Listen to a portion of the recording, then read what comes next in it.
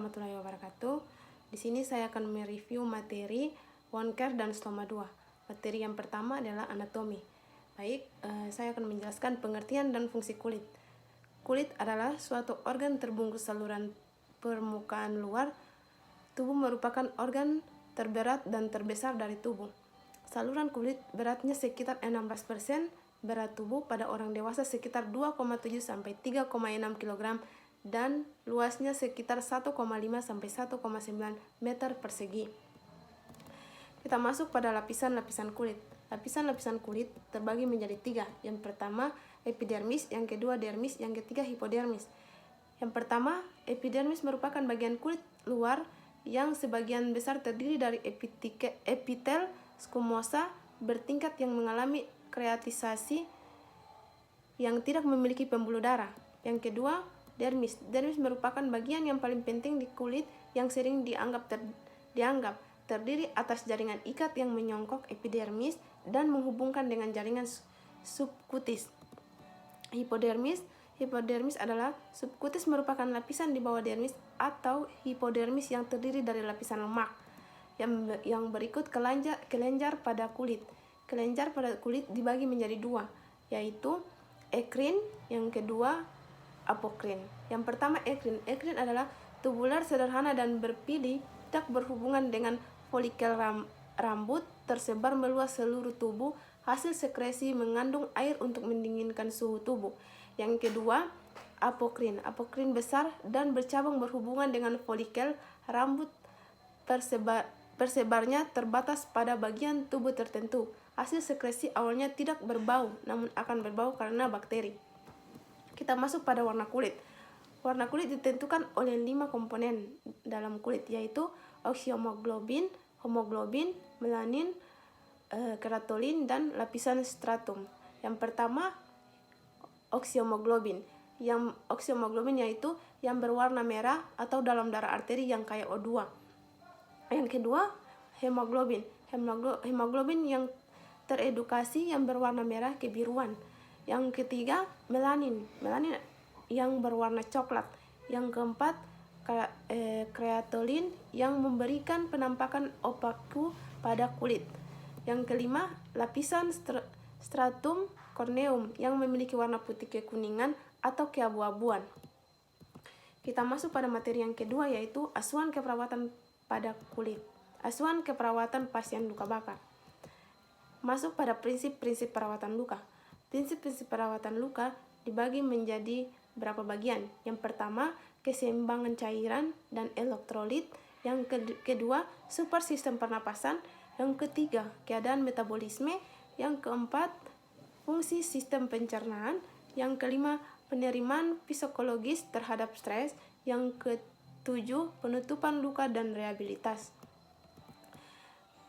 Kita masuk pada fokus pengkajian luka bakar. Fokus pengkajian luka bakar dibagi menjadi beberapa bagian. Yang pertama, luas luka bakar atau presentasi lab. Yang kedua, kedalaman luka bakar atau derajat lab. Yang ketiga, letak anatomis atau lab. Cedera. Yang keempat, cedera inhalasi. Yang kelima, usia korban. Yang keempat, riwayat medis. Yang kelima, cedera bersamaan. Kita masuk pada prinsip penata laksanaan kegawat daruratan pasien lab. A. Pengkajian riwayat pasien sangat penting untuk menentukan terapi atau tindakan lanjut. Misalnya, pasien dengan riwayat kebakaran pada ruang tertutup atau inhalasi asap. Maka pada pengkajian awal sering tak dijumpai gangguan pernapasan, namun gejala distres pernapasan terjadi beberapa jam kemudian. B. Memperkirakan total luas luka bakar. Luas luka bakar itu menggunakan 2 metode, yaitu yang pertama metode Delon-Brauder, yang kedua metode Rook of 9. C. Derajat luka bakar. Yang pertama, derajat luka bakar pertama, yaitu kerusakan minor mengenai jaringan epidermal. Yang kedua, kadang diikuti peradangan dan nyeri. Yang ketiga, tidak memerlukan penanganan khusus. Yang keempat, permukaan luka kemerahan, tidak ada blister. Yang keempat, sembuh dalam 3-6 hari dan tidak meninggalkan bekas. Yang kedua, derajat 2,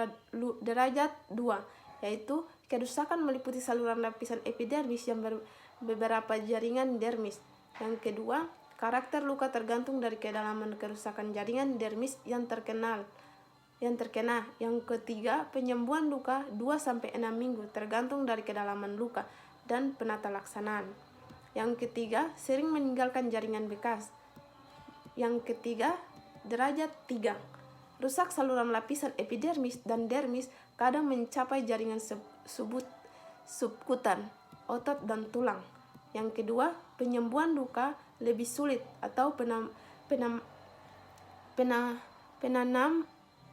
organ kulit baru. Yang ketiga, karakter luka kering, kadang putih, terdapat jendela darah.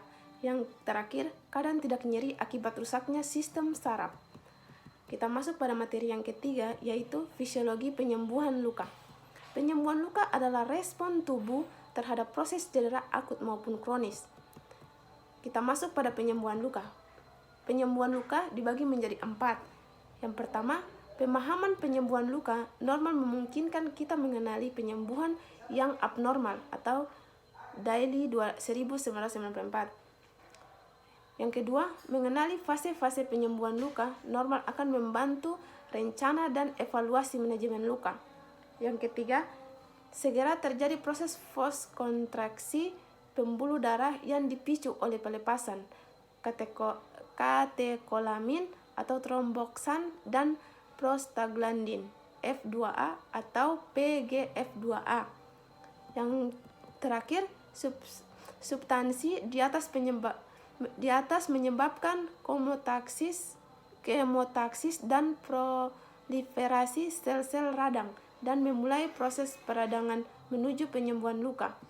Yang kedua, fase yang berikut fase penyembuhan luka. Fase penyembuhan luka ini dibagi menjadi 4, yaitu fase koagulasi, fase inflamasi, fase proliferasi, fase remodeling. Kita masuk ke faktor klinis yang mempengaruhi penyembuhan luka. Yang dibagi menjadi 7.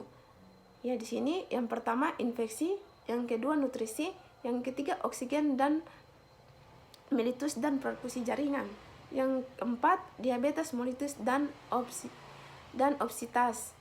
Yang kelima kortikosteroid, yang kelima radioterapi, yang keenam kemoterapi. Fase penyembuhan luka. Fase penyembuhan luka yang pertama faktor lokal, yaitu oksigenasi. Yang kedua infeksi. Faktor penyembuhan luka yang kedua yaitu sistemik, yang dimana ada usia, hormonal, stres, nutrisi, obesitas, diabetes, obat-obatan, alkohol, dan merokok. Baik, kita masuk ke materi yang keempat, yaitu materi konsep luka. Luka adalah suatu gangguan dari kondisi normal pada kulit atau Taylor. Luka adalah kerusakan kontinu kulit, mukosa, membran, dan tulang atau organ tubuh lainnya atau kosir. Kita masuk kepada efek luka. Efek luka dibagi menjadi 5. Yang pertama, hilangnya seluruh atau sebagian fungsi organ. Yang kedua, respon stres simpatis. Yang ketiga, pendarahan dan pembekuan darah. Yang keempat, kontaminasi bakteri. Yang kelima, kematian sel. Yang berikut mekanisme terjadinya luka, yaitu luka inisi, luka memar, dan luka gores, luka tembus, dan luka bakar. Berdasarkan waktu penyembuhan luka, yang pertama, luka akut, yaitu luka dengan masa penyembuhan sesuai dengan konsep penyembuhan yang telah disepakati. Yang kedua, luka kronis, yaitu luka yang mengalami kegagalan dalam proses penyembuhan dapat terkena faktor oksogen dan endogen. Kita masuk kepada prinsip penyembuhan luka. Prinsip penyembuhan luka dibagi menjadi 3, yaitu kemampuan tubuh untuk mengenai trauma jaringan dipengaruhi oleh luasnya kerusakan dan keadaan umum kesehatan tiap orang. Yang kedua, respon luka pada tubuh lebih efektif jika nutrisi yang tetap dijaga. Yang ketiga, respon tubuh secara sistemik pada trauma. Materi yang berikut, yaitu materi yang kelima, adalah luka bakar. Apa itu luka bakar? Luka bakar merupakan suatu kelainan akibat trauma, terkena api, air panas, atau air keras, apapun yang menyebabkan kulit rusak. Faktor penyebab luka bakar yaitu yang pertama, termina atau suhu 60 derajat. Yang kedua, kimia atau asam dalam kurung asam atau basa. Yang ketiga, listrik. Yang keempat, radiasi. Penampakan jaringan kulit.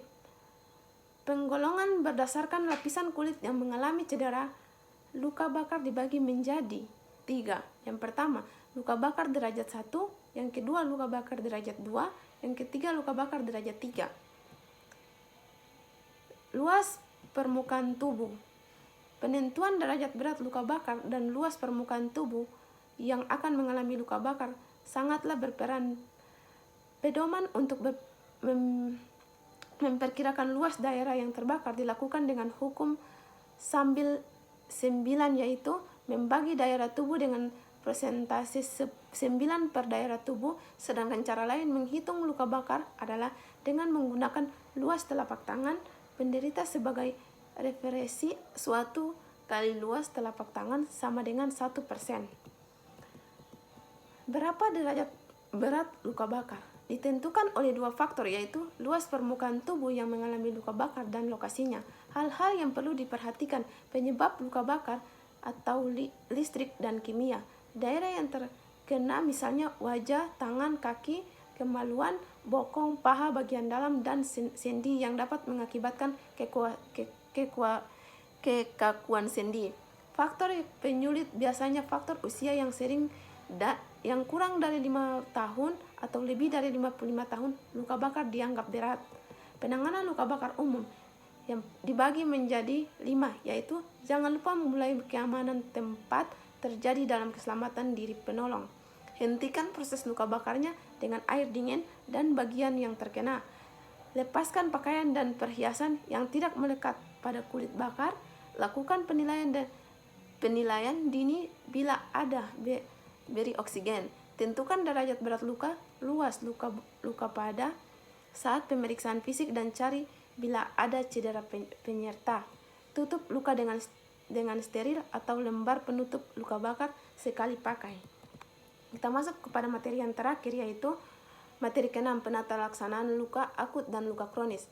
Yang pertama, penata laksanaan luka akut. Luka akut adalah luka yang sembuh sesuai dengan waktu dan waktu penyembuhan luka. Luka akut sering ditemui adalah luka setelah operasi, luka kecelakaan atau trauma, dan luka bakar. Faktor yang dapat menyebabkan infeksi pada luka akut adalah: yang pertama, lama waktu terbuka setelah kejadian. Yang kedua, peningkatan trauma kulit sekitarnya. Yang ketiga, kontaminasi bakteri. Yang keempat, benda asing. Yang kelima, pencucian yang tidak adekuat. Yang berikut penataan laksanaan luka kronis. Luka kronis adalah luka yang sulit sembuh akibat terganggunya penyembuhan luka oleh faktor sistemik, lokal, dan faktor lain, sehingga luka tidak sembuh sesuai dengan waktu penyembuhan luka yang normal. Luka kronis terjadi karena penyembuhan primer yang tertunda dan terus terulang dalam kurung waktu tertentu. Hal yang perlu diperhatikan saat merawat luka kronis adalah sebagai berikut. Yang satu, pengkajian berkelanjutan. Yang kedua, persiapkan dasar luka merupakan kegiatan spesifik yang wajib dilakukan pada luka kronis. Yang ketiga, kebutuhan penanganan dengan prinsip steril atau bersih. Yang keempat, peningkatan kualitas hidup pasien. Yang kelima, pendidikan kesehatan pasien dan keluarga. 6. Perbaikan aktivitas sehari-hari pasien hingga kemampuan optimal. Tujuan manajemen luka: menutup luka dengan fungsi yang baik, skar yang terbentuk estetis. Yang kedua, penutupan harus mengikuti waktu. Primer saat datang segera ditutup, sekunder diberikan sembuh sendiri, tersier setelah periode sekunder. Persiapan luka adalah luka kronis, sasaran perawatan luka tersier atau masa sekunder dipersingkat. Yang berikut penilaian luka: dasar luka, tepi luka, kulit sekitar luka, eksudut luka. Dasar luka adalah dasar luka dibagi menjadi beberapa bagian, yaitu yang pertama nyeri, warna, bau, ukuran, kedalaman, viskositas, dan jumlah eksudut. Tepi luka yaitu nyeri, meserasi, warna, edema, dan kulit sekitar luka yaitu meserasi, eksim, kulit kering, gatal, edema. Eksudut luka: jumlah konsistensi, warna dan bau. Alasan persiapan dasar luka: sebagai sarana untuk memberikan pendataan terstruktur dan tersistematik dan manajemen penyembuhan luka yang terganggu. Manajemen pada pangkatan hambatan yang mengganggu penyembuhan luka dengan optimalisasi penyembuhan luka. Baik, mungkin itu saja review materi dari saya. Terima kasih.